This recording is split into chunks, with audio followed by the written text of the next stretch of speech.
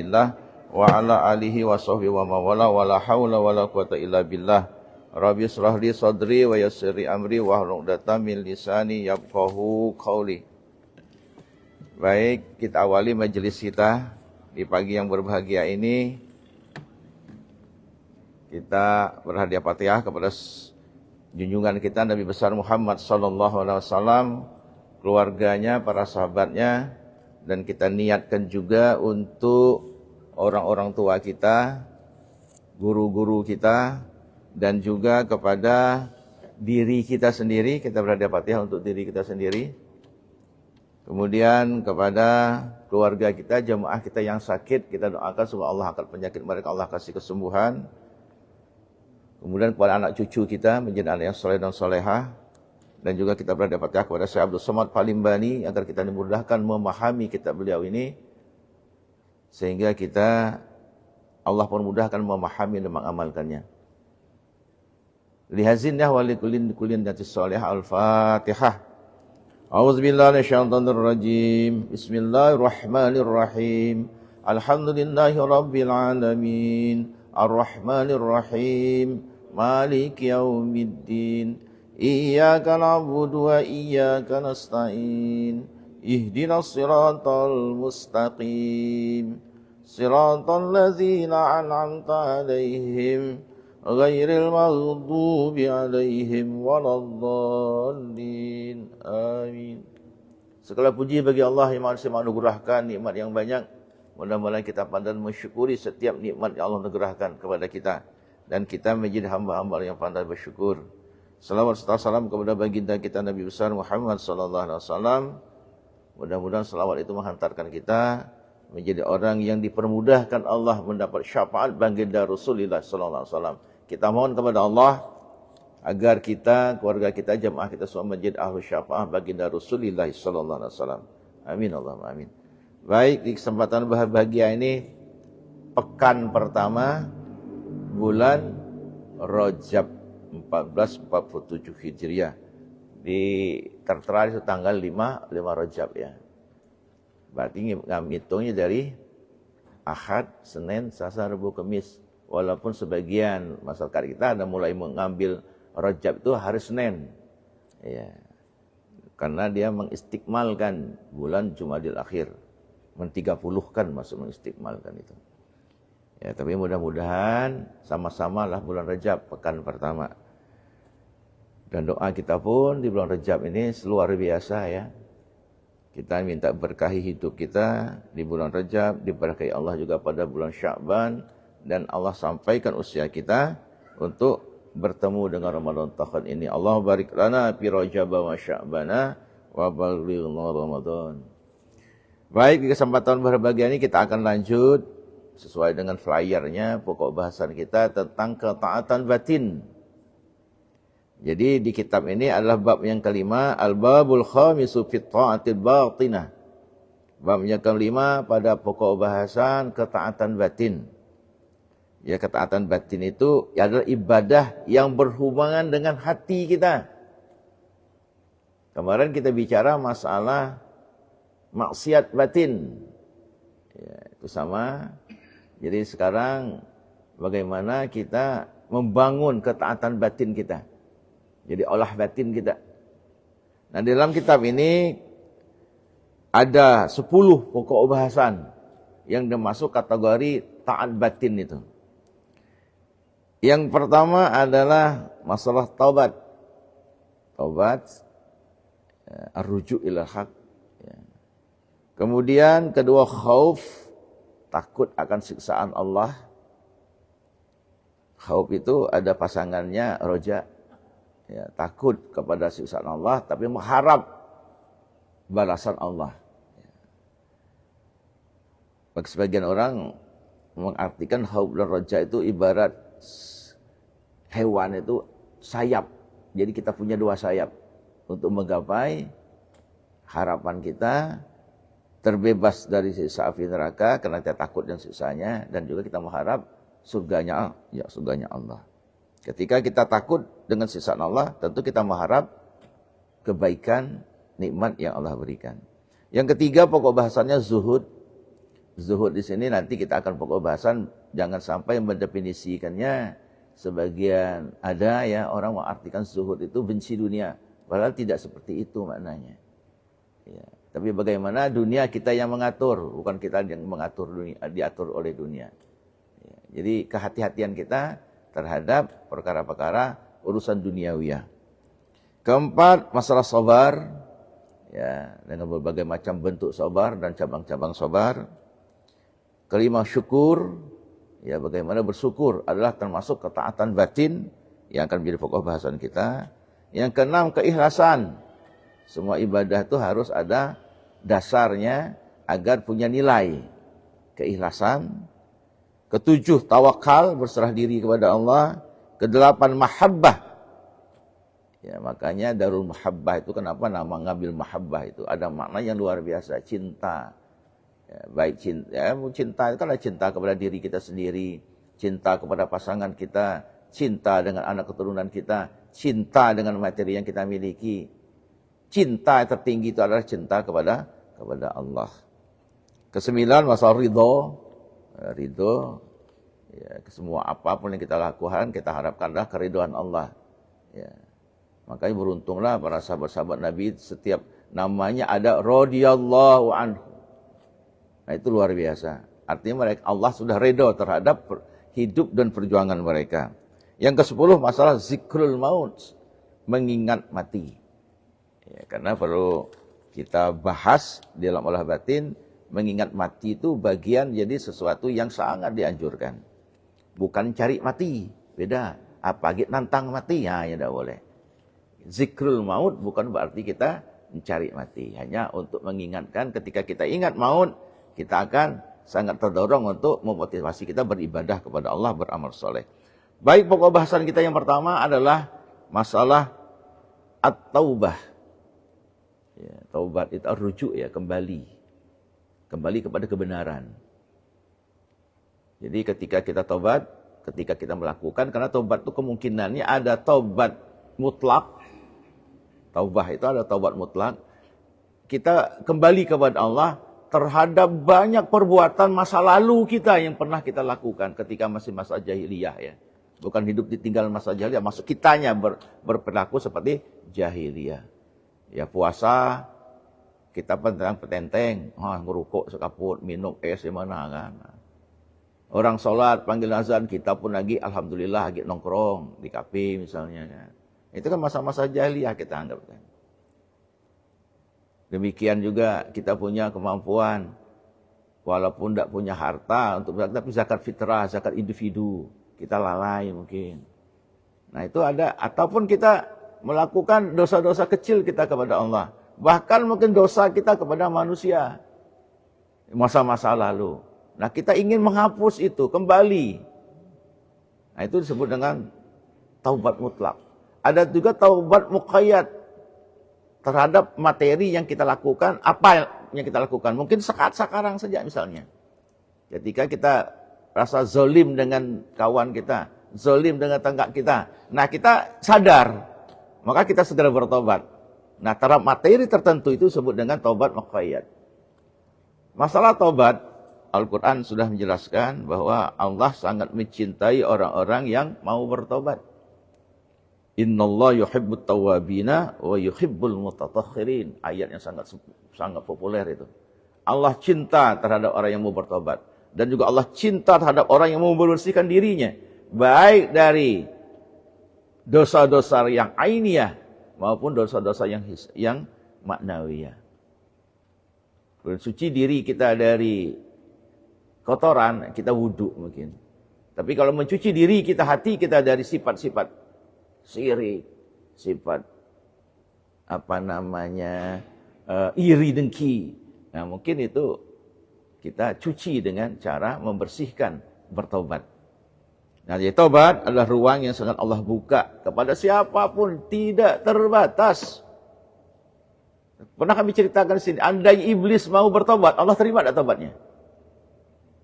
Terima, tapi Allah sudah tahu, alimallah annahu lam yujad. Karena dalam ta'alluq sifat qadrat, Allah sudah ketahui dan itu tidak bakal terjadi. Iblis tobat itu. Tapi kalau Allah Memberi pintu tobat silakan.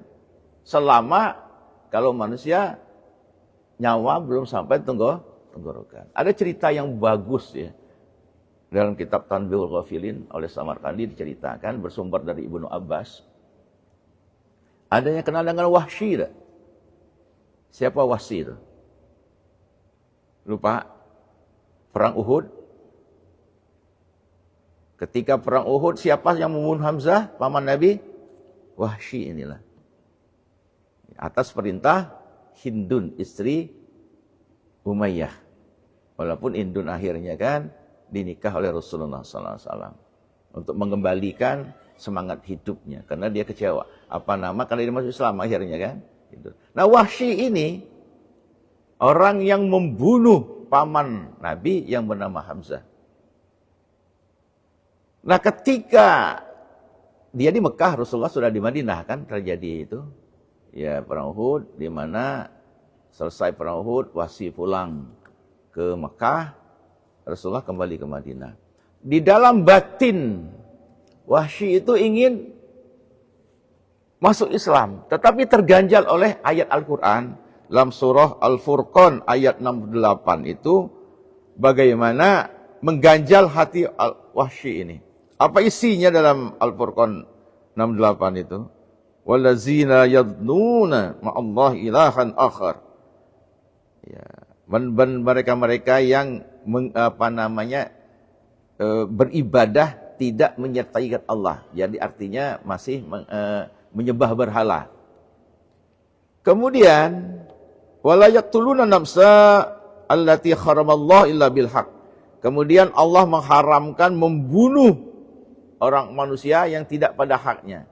Nah, sementara Wahsy tadi pada klausul pertama bahwa jangan beribadah selain hanya kepada Allah, tapi dia masih menyembah berhala pada masa-masa itu. Kemudian jangan membunuh nyawa. Membunuh seseorang yang bukan pada haknya. Dia terbayang ketika dia membunuh Hamzah, paman Nabi. Yang ketiga, wala yaznuna. Dan jangan pernah berbuat zina. Nah, sementara Wahsy merasa pernah berzina.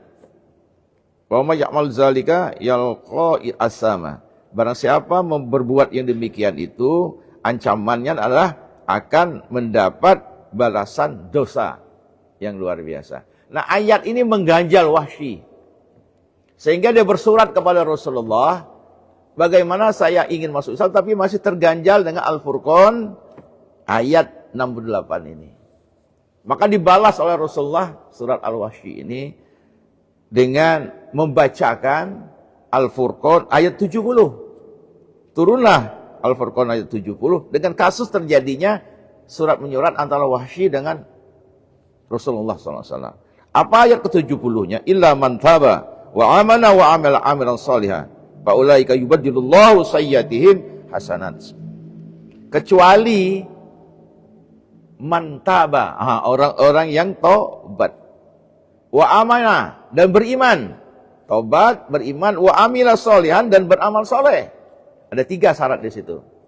Taubat, beriman, dan beramal soleh. Maka mereka lah orang-orang yang Allah gantikan keburukan itu dengan kebaikan. Nah, oleh Wahsy tadi mendengar ayat Al-Furqan 70 masih terganjal di hatinya. Apa ganjalannya? Ada 3 syarat. Taubat, beriman, dan beramal soleh. Itu masih mengganjal. Disuratinya lagi Rasulullah SAW. Karena ada 3 syarat tadi.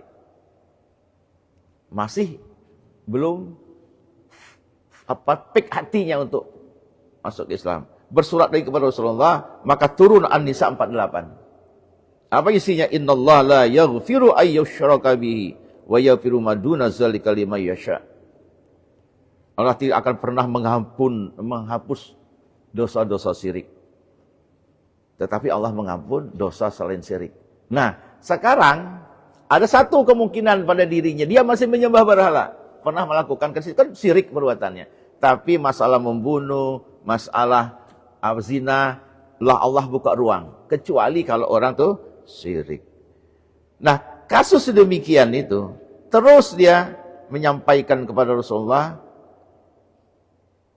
menyangkut masalah ini, akhirnya Rasulullah juga memberi informasi tentang turunnya ayat Az-Zumar 53. Jadi betapa cerita Al-Furqan 68, Al-Furqan 67, An-Nisa 48, dan juga Az-Zumar 53 ada kaitan dengan Wahsy yang pernah membunuh paman Nabi.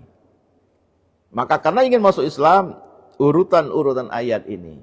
Maka ketika Az-Zumar 53 tidak membuat Wahsy masa ragu lagi masuk Islam, di mana ayat ini, "Qul ya ibadiyallazina asrafu ala anfusihim wa la taqnatu min rahmatillah, innallaha yaghfiruz dzunuba jami'a, innahu wal ghafurur rahim." Katakanlah wahai hamba-hambaku, qul ya ibadi allazina asrafu, yang melampaui, mereka-mereka yang melampaui batas, ala anfusihim, terhadap diri-diri mereka, la yaqnatu min rahmatillah, janganlah berputus asa dari kasih sayang Allah dan rahmat Allah. Innallaha yaghfiruz dzunub jami'a, sesungguhnya Allah menghapus dosa-dosa semuanya. Innahu wal ghafurur rahim, karena sesungguhnya Allah adalah Maha Pengampun dan Maha Penyayang. Dengar ayat ini langsung Wahsy masuk Islam. Jadi betapa taubat seperti kelas Wahsy saja, Masya Allah buka pintu taubat. Tapi alhamdulillah dengan takdir Allah membalas kesalahannya, dia pernah membunuh paman Nabi. Tetapi ketika pada masa Abu Bakar, dialah yang membunuh Musailamah Al-Kazzab. Nah, Musailamah Al-Kazzab itu seorang yang mengaku Nabi. Tapi dengan izin Allah membalas. Dia pernah membunuh paman Nabi, maka ketika membunuh Musailamah Al-Kazzab juga Wahsy. Setelah dia masuk Islam. Jadi di sini jelas bahwa taubat adalah ruang kita ketika kita berbuat salah. Jangan pernah menyesal, jangan pernah kita berputus asa dari rahmat Allah. Allah buka pintu taubat itu. Dalam kitab Ma'rifatullah, mengenal Allah bi'arifin, bagaimana seorang yang pernah membunuh 99 orang. Sehingga sampai kepada yang ke-100, ketika dia bertanya kepada seorang yang alim, dianggap pada saat itu. Bagaimana saya sudah membunuh 99, apakah ada kesempatan saya untuk bertobat? Sang alim mengatakan, tutup peluangmu tobat, karena kau sudah membunuh banyak. Akhirnya dibunuhnya yang ke-100 itu, genap 100.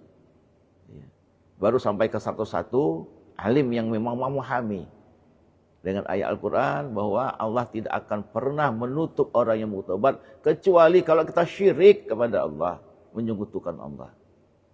Nah, jadi ruang untuk bertobat siapa saja Allah beri kesempatan. Jadi jangan pernah kita melihat orang berlumur dengan dosa, kita langsung menjustifikasinya. Ah, ini isi neraka, ini tidak, bukan hak kita. Kita sudah mengambil hak Allah. Tugas kita hanya mendoakan saudara-saudara kita, termasuk mudah-mudahan Allah beri hidayah kepada mereka. Itu kekuatan kita. Karena kita juga belum tahu apakah akan husnul khotimah.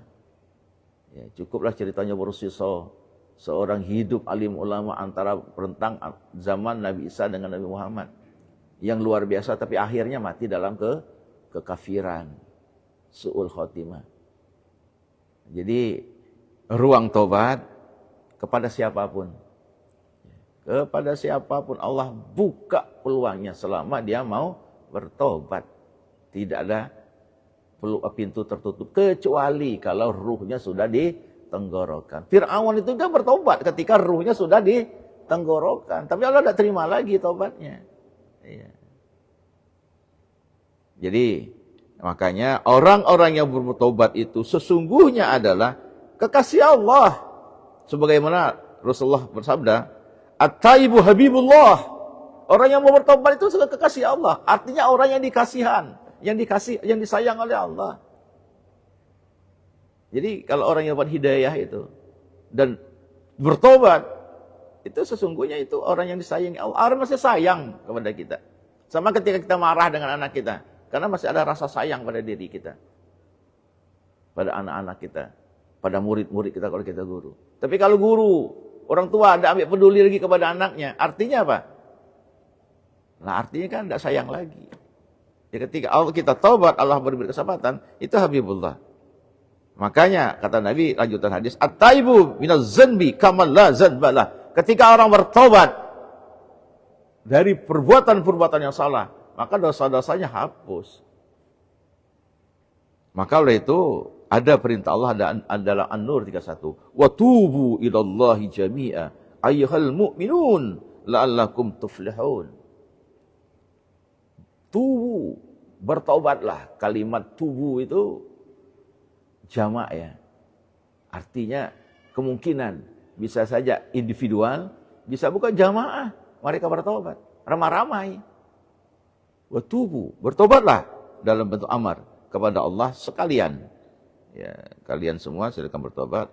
Hai orang-orang yang beriman. Artinya orang beriman bisa berbuat salah. Bisa melakukan sesuatu kesalahan.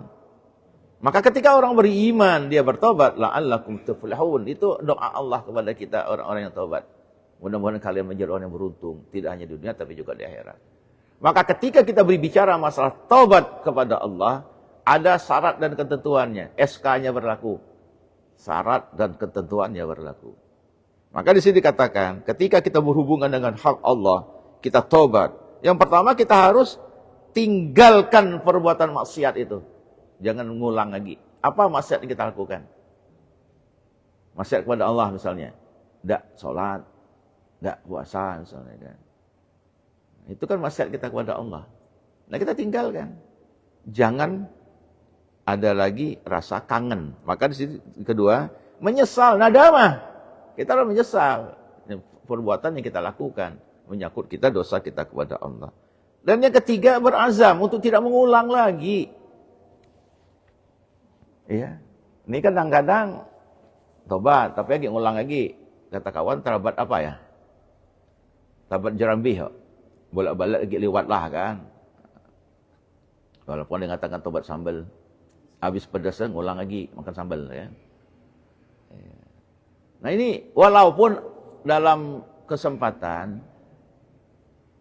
hadis yang pernah diriwayatkan oleh Abu Bakar tidak banyak meriwayatkan hadis, tapi ketika dia meriwayatkan hadis itu hadis-hadis tentang akhlak.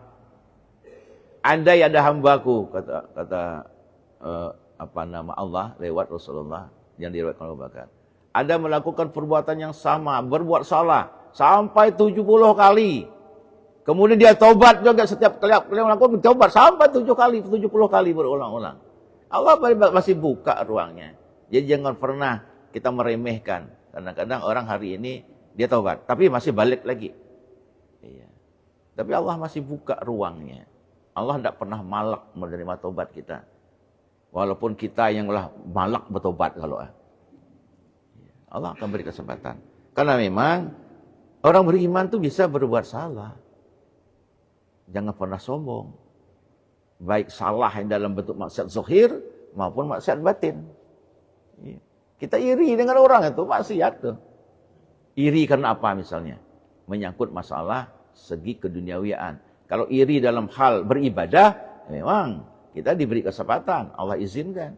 Oh nya rajin ke masjid, kita naklah, kita irinya ke masjid, kita nak ke masjid, ya silakan diberi ruang. Tapi kalau masalah menyangkut duniawi ya, kalau ngeliat kawan misalnya dari MSI ke SPDI, iri jadi tidak? MSI itu masih satu istrinya. SPDI siap-siap punya 2 istri.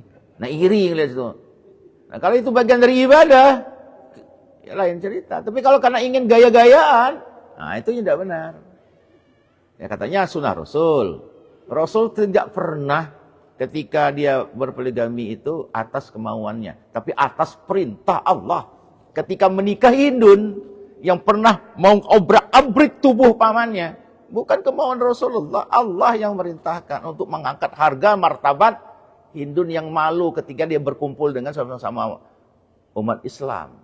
Allah angkat derajatnya. Itu Allah merintahkan, bukan nafsu beliau. Dan kita, ada Allah merintahkannya? Nah, itu. Bukan melarang orang poligami, ya silakan. Ya. Tapi jangan artinya kita guyon begini. Gara-gara menyelamatkan satu perempuan, tapi menyengsarakan satu perempuan. Ya ada kala seperti itu, ingin menyelamatkan perempuan, tapi menyengsarakan istrinya yang awal aja, jangan seperti itu. Oke ya. Jadi setiap orang beriman bisa berbuat salah. Nah, ketika salah kepada Allah,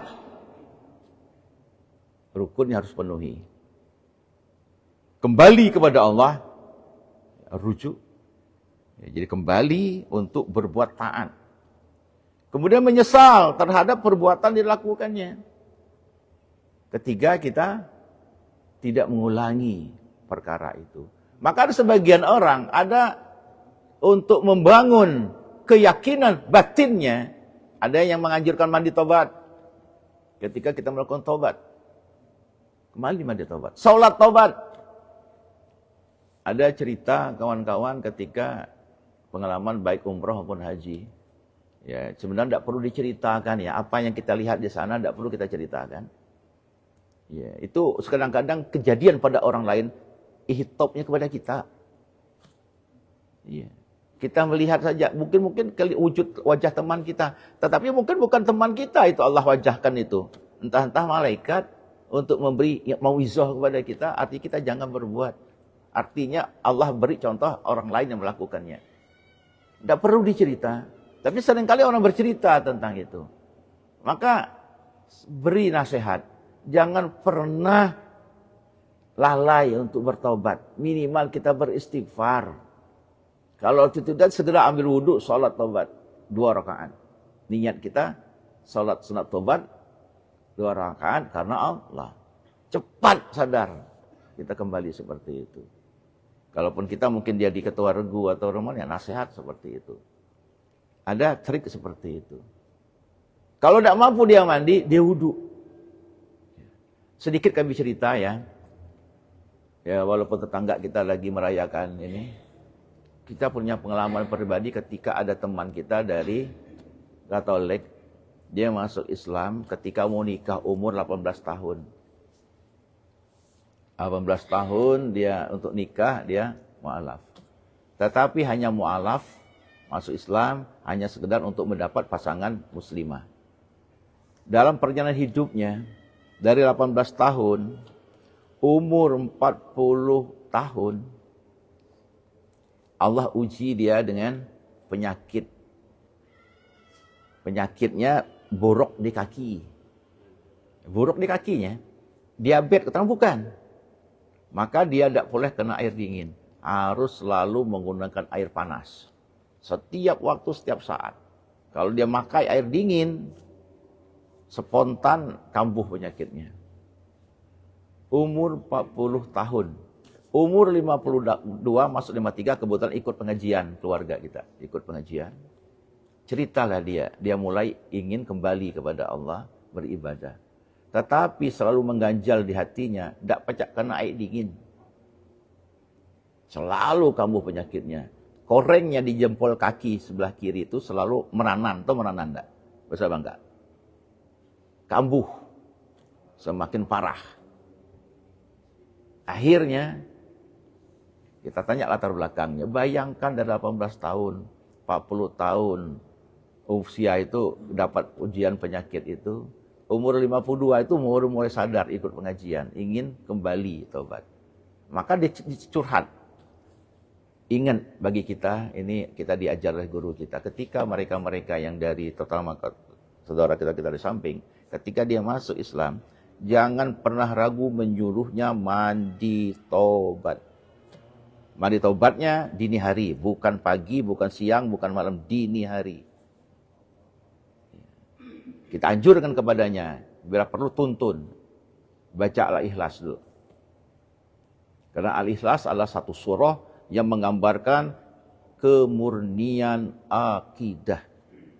Jadi kalau ditanya orang satu surah utuh yang menggambarkan kemurnian akidah adalah surah Al-Ikhlas. Sementara satu surah yang menggambarkan kemurnian ibadah adalah Al-Kafirun. Jangan dianggap remeh. Maka sekali-kali tradisi di Pangkal Pinang di Bangka terutama ketika sholat maghrib itu 2 ayat tuh, 2 surah itu tidak pernah ditinggalkan. Karena itulah kesempurnaan, kemurnian ibadah di Al-Kafirun kemurnian akidah. Nah, maka pada saat itu kita minta sama istrinya tolong tuntun. Selesai malam itu kebetulan pengajian malam Jumat, setiap malam Jumat dini harinya kita minta dia mandi air dingin bukan air panas. Maka hari itu demam sepanjang hari dia. Tapi mandi cerita, karena zaman HP kan, apa cak telepon, guru begini-begini. Udah, jangan ragu dan takut. Pada malam kedua, malam satu, mandi dini hari lagi. Demam, masih mendingin. Untuk membuat dia masih ragu. Tapi malam Ahadnya dia mandi lagi, sudah mulai berkurang. Makna apakah di situ?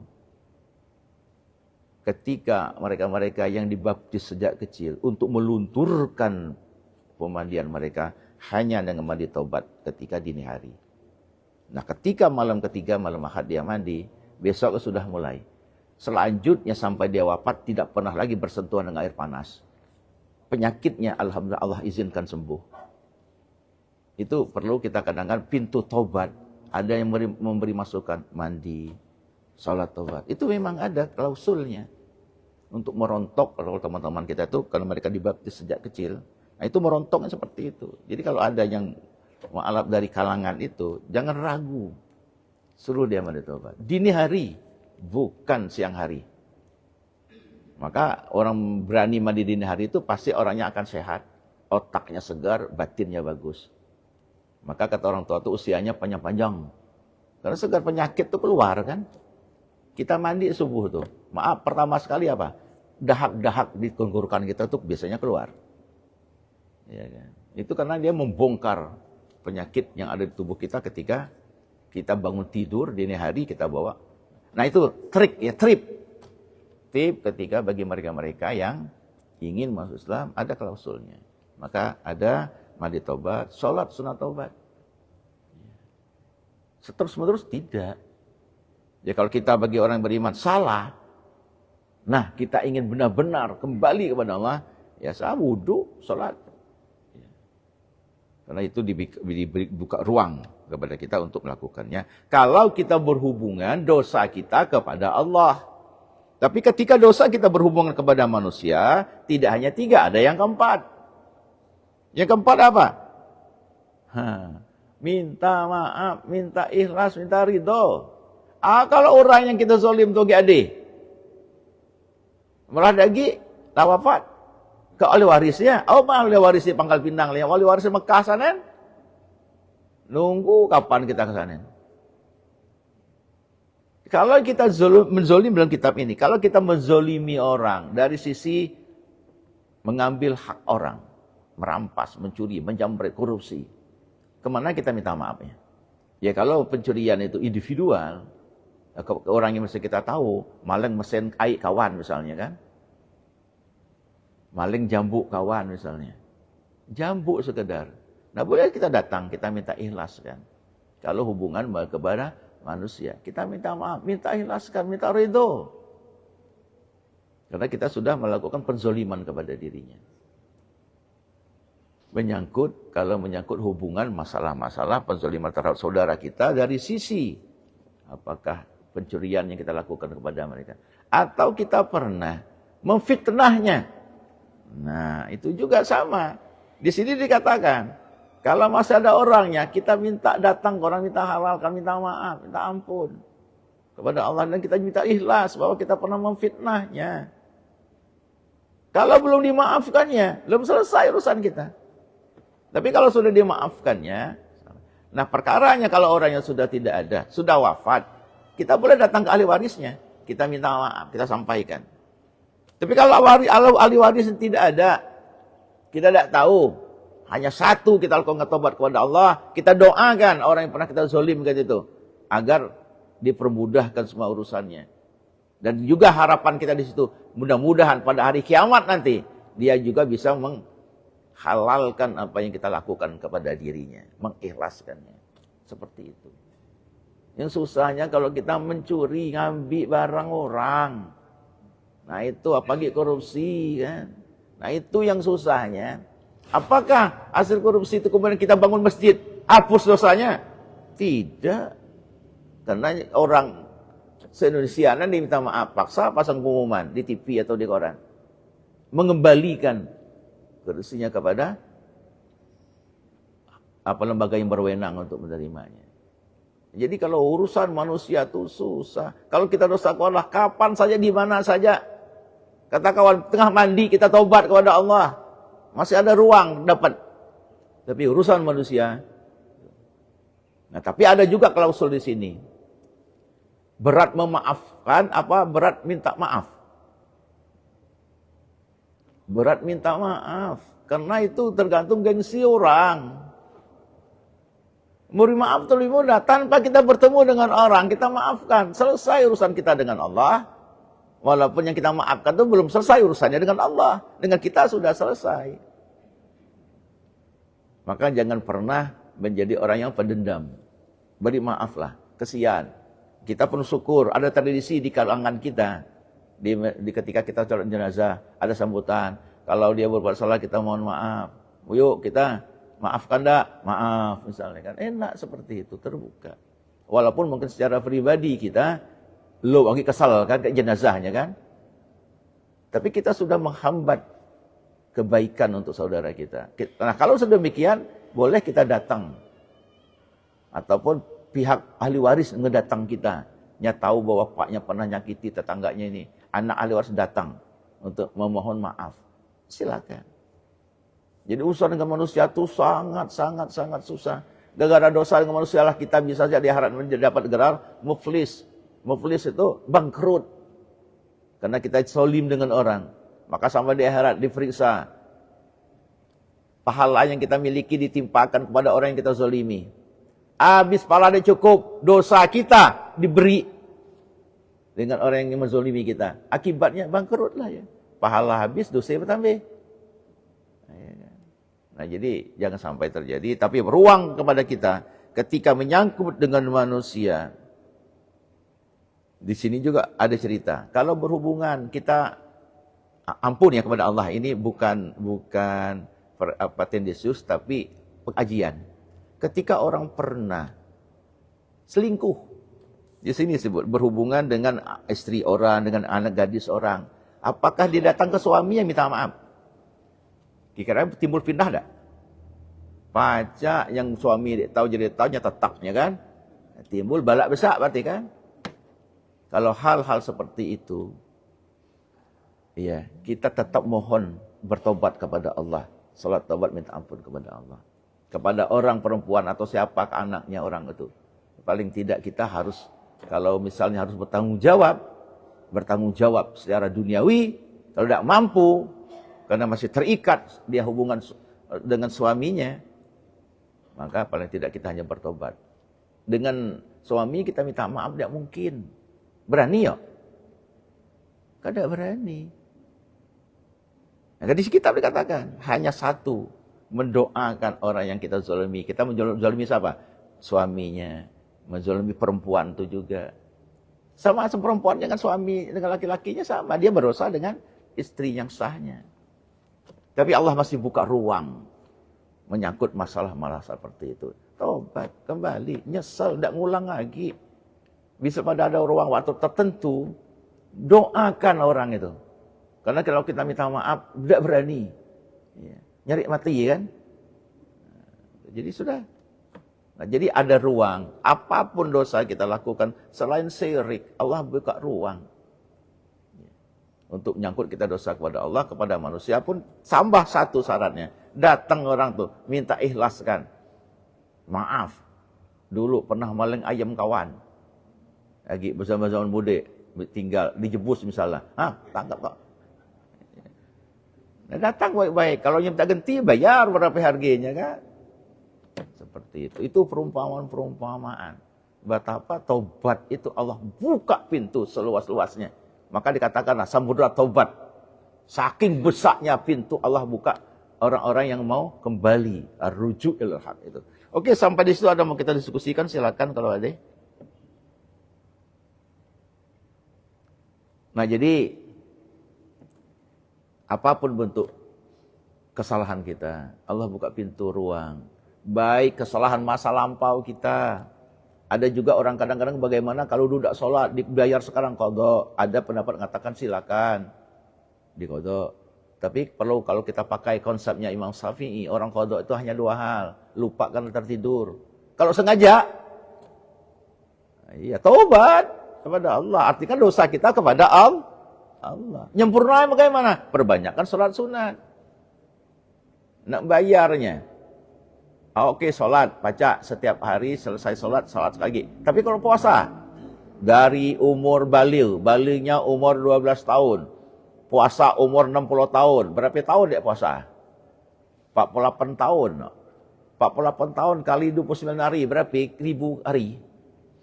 Nak bayar, tergelana. Ya, kan?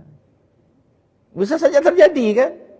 Katanya kalau sholat dikodok, kalau puasa ngodoknya 39 hari tidak sanggup, apa beribu-ribu hari. Tobat kepada Allah, Allah buka pintunya. Jangan ulang lagi. Nah, ada kesempatan umur 60 itu puasa, ya jalani. Walaupun puasanya kesian ngelihatnya. Pulang balik ke kamar mandi tak pagawi kah? Pulang balik ke dapur nyingkap tudung kan. Tidur perut lapar kan. Ya.